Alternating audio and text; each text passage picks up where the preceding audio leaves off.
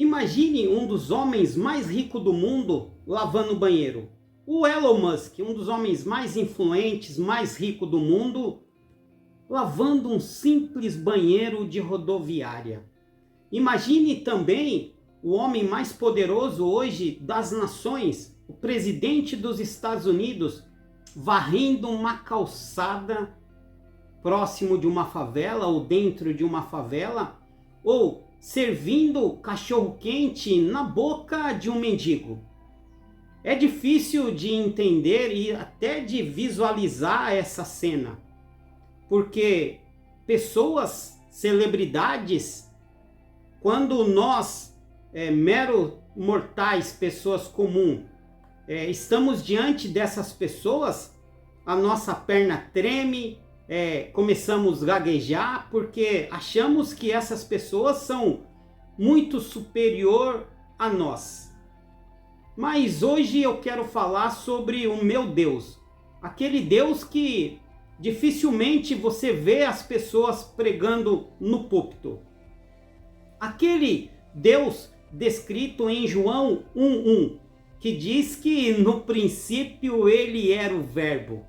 E todos vocês conhecem a narrativa, ele desceu e habitou entre nós. Isso, o próprio Deus se fez carne.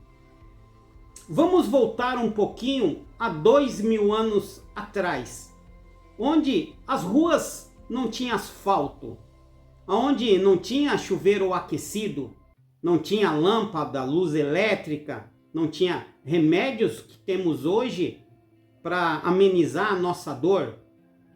As coisas eram muito diferentes de hoje. Hoje temos tecnologias, temos carro, aviões, banho quente e cama confortável. Temos aquecedores, temos também ar condicionado. Se está muito quente, esfriamos. Se está muito frio, aquecemos o ambiente. Mas há 2000 anos atrás não era nada disso. E eu quero que vocês forcem um pouquinho para entender essa minha linha de raciocínio. Agora, vamos para um futuro muito distante. Aquele futuro onde o nosso Pai Celestial, aquele de João 1, versículo 1, que desceu do reino celestial para habitar sobre nós. Ele desceu do seu trono. Nesse futuro muito distante, as regalias, os confortos de uma cama quente, esfriar de um ambiente com ar condicionado ou aquecer um ambiente se está muito frio, carros, aviões. Jesus disse que o que tem preparado para o reino celestial para nós é infinitamente superior a tudo que conhecemos, e isso jamais alcançou a imaginação de nós humanos. Então eu imagino que o que nos espera no reino dos céus não se compara a essas regalias, a essas benfeitorias que temos aqui. Eu estou falando de conforto mesmo para este corpo. Mas não teremos esse corpo. Como eu disse, vamos imaginar.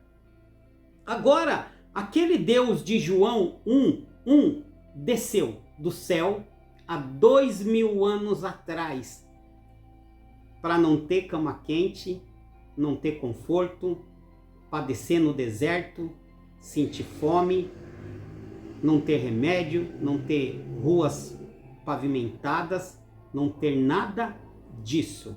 Muitos pregadores de hoje em dia dizem que Jesus era pobre, que praticamente Maria e José não tinham nem o que comer. Quando eu vejo as pregações do que eles falam, dá a impressão que Jesus Cristo e a mãe Maria e José passavam fome, porque o relato diz que ele nasceu numa manjedoura. E não é este o caso. Ele nasceu na manjedoura para se cumprir a profecia, porque a profecia dizia que ele seria humilde, mas não dizia que ele seria pobre. Então, vamos entender. Se Deus criou o universo, criou esse planeta, olha, criou a Lua, tudo que existe, ele é dono do ouro e da prata. Se ele quiser, jorra do chão tesouros sem fim. Mas ele nasceu na manjedoura para mostrar que ele era humilde.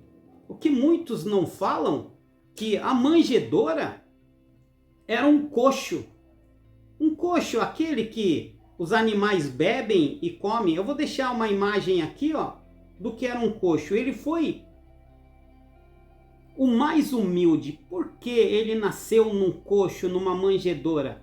Porque depois lá na frente vamos entender que ele é o alimento do mundo. Por isso que ele nasceu ali, dentro de uma manjedoura. Não porque ele era pobre. Temos que entender também que Maria era prima de José. E os dois eram da descendência do rei Davi. Então, provavelmente, nenhum dos dois eram pobres a ponto de não ter o que comer. E as escrituras também diz que José, ele era um carpinteiro bem requisitado. Se você entende o que é bem requisitado, não lhe faltava serviço. Isso é ser bem requisitado. E se extrapolar a profissão de José para os dias de hoje, provavelmente ele seria um engenheiro bem requisitado. Um engenheiro que seria automaticamente, no mínimo, de uma classe média, porque a Bíblia diz que ele era um carpinteiro bem requisitado. E provavelmente, se nós extrapolarmos a nossa imaginação, com certeza José, eu não estou afirmando, mas estou extrapolando, deve ter trabalhado na construção do templo, porque se ele era um carpinteiro bom e bem requisitado, o templo precisava dessas pessoas. Então, José, Maria, carpinteiro bem requisitado, não eram pobres, na minha linha de raciocínio. Deixa aqui embaixo, escrito aqui, ó, se vocês concordam com o que eu estou dizendo. Agora vamos aos apóstolos, que eles falam que todos eles eram pobres. Pedro, Tiago e João eram donos de barco. Há 2000 anos, quem tinha barco? Eles eram empresários. Agora, se eles eram empresários que estavam a ponto da falência porque os peixes estavam escassos, aí é outra coisa, mas há 2000 anos atrás, quem era donos de barco, ou era de classe média para cima, porque para ter barco não é para qualquer um. Hoje, para ter um barco já é caro, naquela época muito mais difícil. Agora, Saulo, que depois ficou conhecido como Paulo, ele era fariseu e ele trabalhava para o império.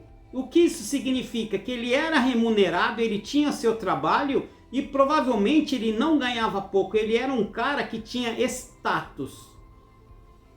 Mateus, um cobrador de imposto. Então ele tinha praticamente ali a mesma posição de que Paulo, porque ele tinha um emprego fixo, trabalhava para o império. E analisarmos as escrituras, entendemos que ele não era pobre. Então, nenhum dos apóstolos eram pobres igual se é pregado no dia de hoje, que praticamente passavam necessidade.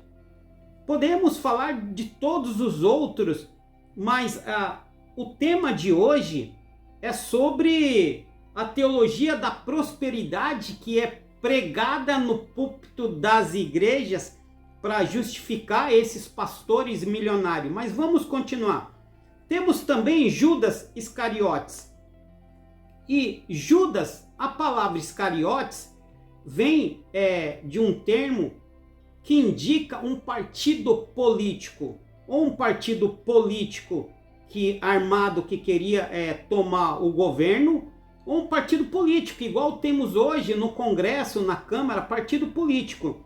E diz outra coisa também, que, olha só, o que muitos não contam. que todos eles, até Jesus, largou tudo para pregar o evangelho. Mas olha só, nenhum deles passavam fome.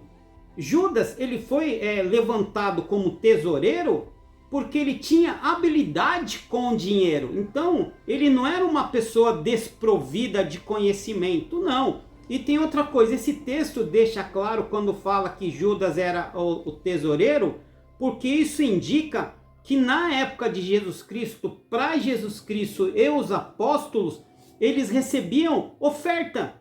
Pelo caminho aonde eles andavam, eles eram agraciados com as ofertas para a obra do reino celestial que Jesus estava pregando. Então, tinha um certo dinheiro circulando entre ali. Mas vamos continuar. Até agora eu trouxe a reflexão de que Jesus era rico. Eu não falo que Jesus era rico, ele era mais que rico, mais que milionário. Primeiro, porque ele é dono do universo. Segundo, porque o pai dele era um carpinteiro requisitado. Segundo, que eles eram da descendência direto do rei. E eu expliquei sobre todos os apóstolos. E quando os pregadores de hoje usam a teologia da prosperidade para justificar que eles são ricos, eles deveriam usar essa narrativa que eu acabei de falar para vocês. Mas se eles usarem essa narrativa, eles vão ter que entender que eles têm que largar tudo para seguir Jesus. Mas vamos continuar. Moisés, né? Eu falei dos apóstolos de Jesus Cristo que largaram tudo. Agora vamos para o antigo. Moisés, ele saiu do conforto do Egito, morava no castelo, comia bem, se vestia bem, ele sentia aquele comichão, aquele desejo de um novo, de que existia algo a mais que aquilo, e a história diz que ele fez o que fez e foi para o Egito, e lá Deus falou com ele. Então ele largou a fortuna. E depois temos Elias, Eliseu.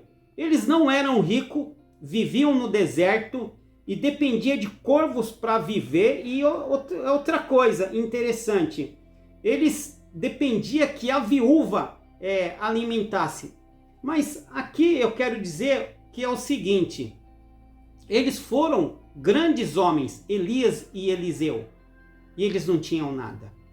Vamos continuar que hoje o tema é profundo. Jeremias foi perseguido, foi jogado no poço, mas a Bíblia em nenhum momento diz que ele era rico. Ao contrário, diz que ele era humilde. Temos Isaías, Ezequiel, Amós, Miqueias, todos eles sofreram perseguições, sofreram rejeições do povo e viviam uma vida de dor, não de glamour e nem de luxúria.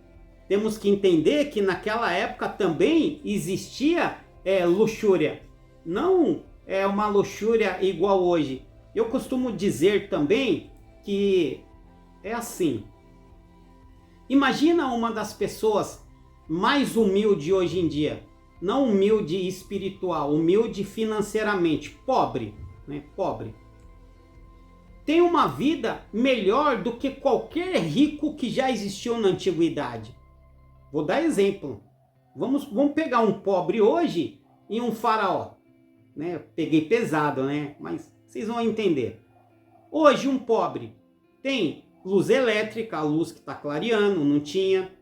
Tem chuveiro quente, não tinha. Tem cama confortável, não tinha. Tem cobertas boas, não tinha. Tem um remédio para uma dor de cabeça, uma dor de dente, não tinha. Então, por mais pobres que somos hoje, vivemos melhor do que qualquer um que já existiu lá na época de Cristo. E olha só, Jesus, o próprio Deus, veio naquela época, a mais difícil, onde não tinha nada. Então ele largou o conforto do reino celestial para servir.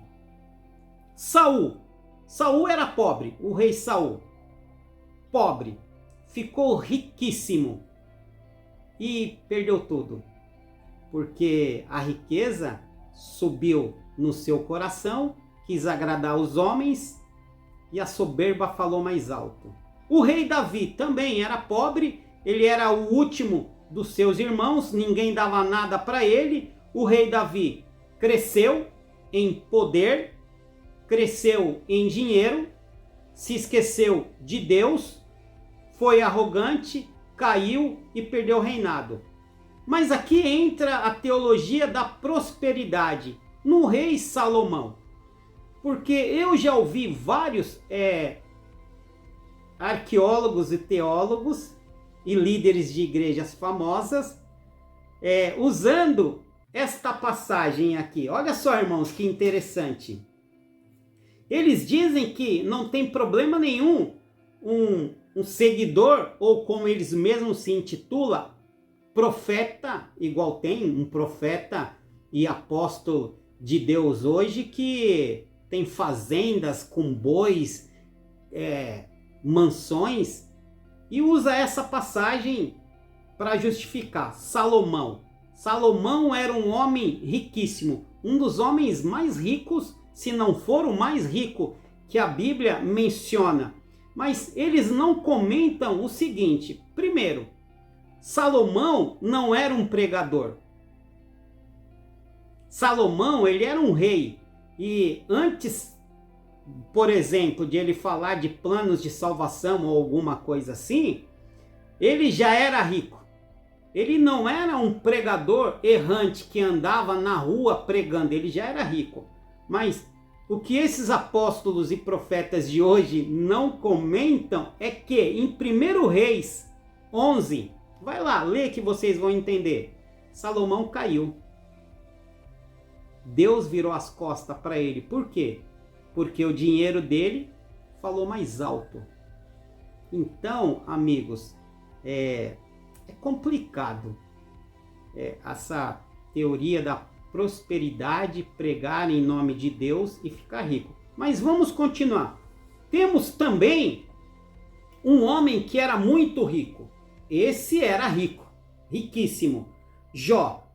Jó, ele era um homem rico, só que ele perdeu tudo. E foi feia a queda de Jó. Tanto que dizem que é um dos homens que mais sofreu na história da Bíblia. Mas olha só, Jó perdeu tudo, mas ele não perdeu a humildade, ele não perdeu a fé em Deus, e ele não colocou o dinheiro acima de tudo. Tanto que ele disse: nu vim do ventre da minha mãe e nu voltarei para lá. E Deus viu graça diante de Jó e restaurou tudo que ele tinha. Hoje vemos pregadores que falam em nome de Jesus Cristo que ganham milhões. Quando perde a fama, quando perde o dinheiro, muitos colocam fim na sua própria vida. E esse caso que eu estou falando é complicado, porque acontece muito nos Estados Unidos. Pregadores, as igrejas lá, as pessoas estão colocando fim na própria vida, mas são os líderes das igrejas, são os pastores. Mas olha só, Jesus, quando o jovem veio perguntar o que precisava para entrar no reino dos céus, Jesus disse: vai lá, larga tudo que você tem, vende tudo, dá aos pobres e me segue. E depois Jesus disse: é mais difícil um rico entrar no reino dos céus. Mas por que ele disse isso? Se você entender no começo do meu vídeo, que eu perguntei se você imagina um homem poderoso limpando o banheiro público, alimentando um doente, dando um cachorro quente no mendigo, na boca de um mendigo na rua, porque quanto mais influência, hoje influência digital, ele é famoso na mídia e ele tem muito dinheiro, isso corrompe a pessoa e ela começa a se achar superior às outras pessoas. E eu dei o exemplo de Davi, Saul e de todos os outros, Salomão, que Deus virou as costas. Aonde tem o dinheiro, o Espírito do Senhor não consegue habitar. Não devido ao dinheiro, não pelo fato de ser rico e Deus não gostar da riqueza. Não é nada disso. É porque o homem deixa de ser humilde e passa a ser soberbo, e ele começa a tratar os seus irmãos, os seus amigos, as pessoas que estão em volta como objeto. Vou voltar e vou dizer de novo. O que o rei Davi fez com Batseba? Não tratou como objeto? O que Saul fez? Deus falou, não pegue aquelas riquezas daquele povo, é abominável a Deus. O que ele fez? Foi lá e pegou. E esse tesouro contamina o homem. Vemos hoje na mídia que líderes de igreja, líderes espirituais, eles caem em desgraça. Eles pegam o nome deles, jogam na lama. Por quê? Porque eles querem defender aquilo que não cabe defesa. Porque eles querem defender as coisas desse mundo, eles querem defender o seu patrimônio, justificando o que eles fazem com dízimo ou não. Eles querem defender a sua honra quando vão para a internet falar o que acham de uma atitude de uma outra pessoa, e eles começam a cair em desgraça. É aquilo que Saul fez, queria agradar aos homens mais do que agradar a Deus, e isso é um perigo. Mas vamos voltar a Deus. Quando Deus desceu do trono, ele desceu o mais humilde de todos. E quando ele estava lavando o pé dos apóstolos, Jesus estava lavando o pé dos apóstolos, e Pedro virou e falou assim: Senhor, eu não sou digno que tu laves o meu pé. Se eu estivesse ali no papel de Pedro, também eu falaria isso. Eu não sou digno. E aqui eu quero abrir um parêntese. Às vezes eu não me sinto digno de falar de Deus. Às vezes eu não me sinto digno de conversar com Deus. Agora imagine o próprio Deus vir lavar o seu pé. Poderoso isso, né? Eu também falaria igual Pedro. Eu não sou digno que o Senhor lave o meu pé. Mas Jesus virou e disse: Pedro, eu desci do meu trono para servir. E se eu não lavar o seu pé, você não tem parte comigo. O que ele estava querendo dizer? Que eu vim aqui para servir. Eu, sendo o rei, lavo os seus pés, alimento vocês, curo doentes, visito os enfermos, dou dinheiro para os necessitados. Sejais meus imitadores, porque se o seu vosso rei é humilde, imagina o servo quanto de humilde não deve ser. Aí, irmão, olhamos os pregadores de hoje, os que se diz apóstolos, evangelistas, bispo, pastores, padre, que são celebridades, que acumularam riqueza para eles. Como as escrituras diz, os ricos já receberam o galardão de que precisa. Qual é o galardão? Eles já receberam um conforto desta vida. E por isso que eles se colocam em ridículo. Eles acham que são soberbos. Acham não, eles não se acham soberbos. Eles se acham homens intelectuais. Mas aí Jesus explicou naquela passagem: raças de víboras, vocês pagam o dízimo do coentro, da salsa, mas desprezam o que é mais importante. E aqui eu vou acrescentar: o que é mais importante? Pregar o reino dos céus. O que é mais importante? Vestir um nu. O que é mais importante? Trazer conforto para aqueles que necessitam. Agora, se eu preciso de dinheiro, todos precisamos de dinheiro. Mas acumular riqueza que a minha geração futura terá dificuldade de gastar esse dinheiro, eu digo aqui, para você, pregador, para você que usa o nome de Deus para ficar rico, o seu lugar já está garantido e não é no reino dos céus. Aproveita que Deus está andando no caminho e Ele está chamando você ao arrependimento. Ainda dá tempo, mas quando seus olhos fechar, aí já era. Aí será você no julgamento de Deus. E Ele vai te perguntar: quantos nus você vestiu? Quantos você alimentou? Quantas palavras de conforto você trouxe? É isso. Eu espero que tenha entendido que realmente o que Deus quer. Ele não quer que você passe fome, mas Ele não quer que você seja soberbo. Quem tem ouvido, que ouça. Fique em nome de Jesus Cristo. Amém. Se gostou, se inscreve no canal, acompanha que tem vários vídeos que eu posto aqui e compartilha esse vídeo com as outras pessoas.